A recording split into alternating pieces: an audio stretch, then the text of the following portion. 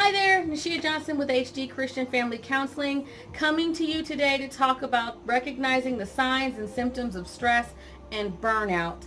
Now, first things first, not all stress is bad. A little stress is normal. Everyday life pushes us a little bit. It helps us to get things done, get things completed. Without a deadline or two, we might never get that laundry done. We might never get that report typed up. We might never get the kids to school on time. So I don't want you to think that all stress is bad. Stress helps us grow through a lot of situations.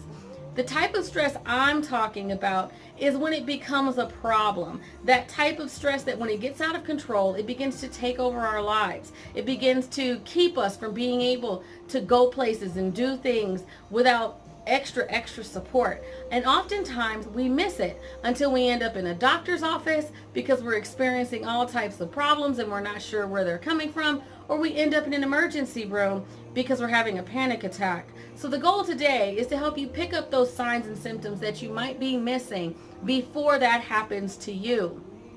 Now, your body is always sending you signs and signals. It's always wanting to let you know that something is wrong. So the 3 tips I'm going to give you today are all about helping you recognize the signs and signals that your body is giving you to help you recognize when you're not doing well. So, tip number 1. Have you noticed that you're having lots of headaches, body aches, shoulder pain? Are you clenching your hands or your jaw a lot? Are you having digestive problems more often than you used to? That's a sign that stress might be overtaking you.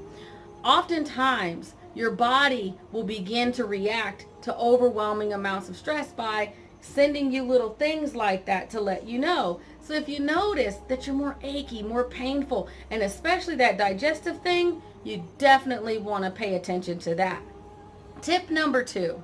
Have you noticed that you're having much more episodes of irritability, agitation, easily frustrated, you're quick-tempered, you don't have patience like you used to? Little things are sending you over the edge. Little things are making you mad. Little things are causing you to break into tears and you have no idea why. These are all emotional signs of stress. These are ways that your body is letting you know, this is too much, I can't deal with it, I can't take anymore, I'm full. Definitely want to pay attention to that. The 3rd tip today is, have you found that it's hard to concentrate, to focus? Are you forgetting quick things? Are you forgetting things like where you put your purse, your keys, your bag, where you park the car? Those are definitely signs that you want to pay attention to. When we get overwhelmed and we get stressed, it can be hard to pay attention. It can be hard to focus. You can lose your thought in the middle of speaking a sentence. I've done that. Pay attention to that. It's not any one of these tips. It's a combination of the 3. So my tip, big tip of the 3 tips for you today is to look at, are you experiencing a combination of those? Is your body starting to have problems? Are you starting to feel emotionally vulnerable? And are you losing your concentration? If you've experienced these things and you're noticing them about yourself, I'm going to encourage you to reach out and get some support. Talk to your friends. Sometimes just talking to someone about how you feel that can relate to you helps you to feel better. Ask them for a referral. Possibly they've been to a therapist or talked to someone, or they know a therapist that you can speak to that can help you get moving forward out of this place where you find yourself stuck. If you're in California, we have a wonderful resource called 211. You call them, you tell them where you live, and they'll help you find a therapist or an agency closest to you to get you some support so that you're not dealing with this by yourself.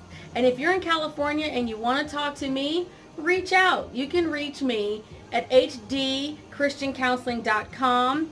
I provide in-person services if you live in the high desert.